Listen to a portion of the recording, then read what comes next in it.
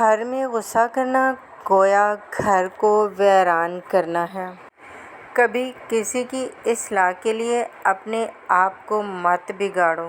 حضرت علی رضی اللہ تعالیٰ عنہ نے فرمایا، زندگی کے 3 اصول بنا لو۔ اس سے ضرور معافی مانگو جس سے تم چاہتے ہو، اسے کبھی مت چھوڑو جو تمہیں چاہتا ہے، اس سے کبھی کچھ نہ چھپاؤ جو تم پر اعتبار کرتا ہے۔ کوشش کرو کہ تم دنیا میں رہو، دنیا میں تم نہ رہے، کیونکہ کشتی جب تک پانی میں رہتی ہے خوب تیرتی ہے، لیکن جب پانی کشتی میں آ جائے تو وہ ڈوب جاتی ہے۔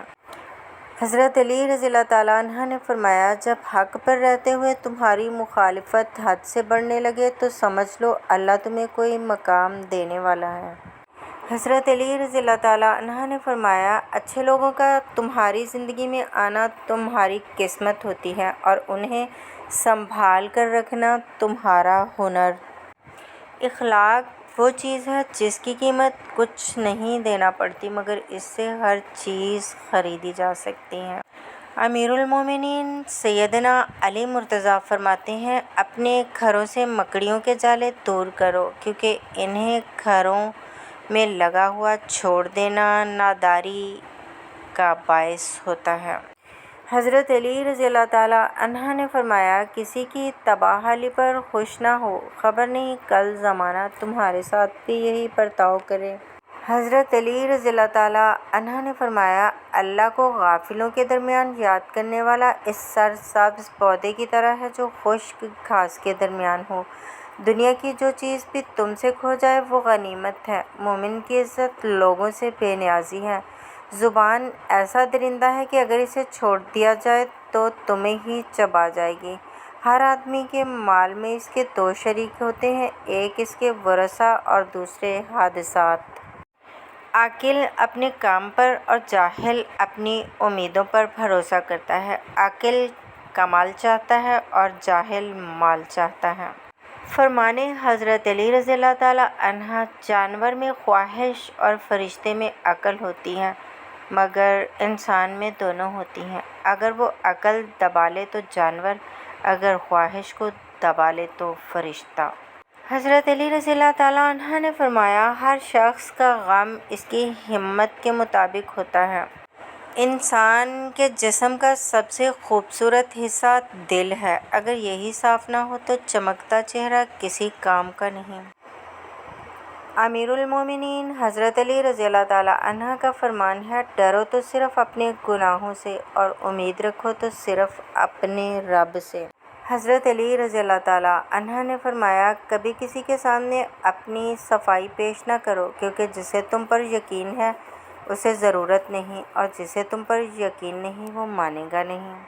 حضرت علی رضی اللہ تعالیٰ عنہ نے فرمایا، 3 کام اللہ پاک کو بہت پسند ہے، ٹوٹے ہوئے دلوں کو جوڑنا، نہ چاہتے ہوئے بھی کسی کو معاف کر دینا، کسی کے گناہوں پر پردہ ڈالنا۔ حضرت علی رضی اللہ تعالیٰ عنہ نے فرمایا، تم کسی کے ساتھ بھلائی کرو، تمہیں اس کا بدلہ برائی کی صورت میں ملے تو سمجھ لو کہ تمہاری نیکی قبول ہو گئی۔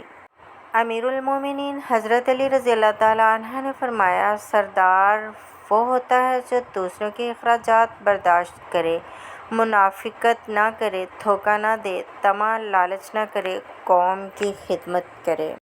معاف کرنا سب سے زیادہ اسے زیب دیتا ہے جو سزا دینے پر قادر ہو۔ حضرت علی رضی اللہ تعالیٰ عنہ کا فرمان ہے، دنیا کا سب سے خوبصورت پودا محبت کا پودا ہے جو زمین میں نہیں بلکہ دلوں میں اگتا ہے۔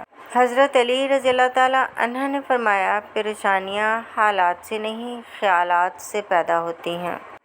کوفے میں کربلا کے ہیں آثار، یا حسین، شیر خدا پر چل گئی تلوار یا حسین۔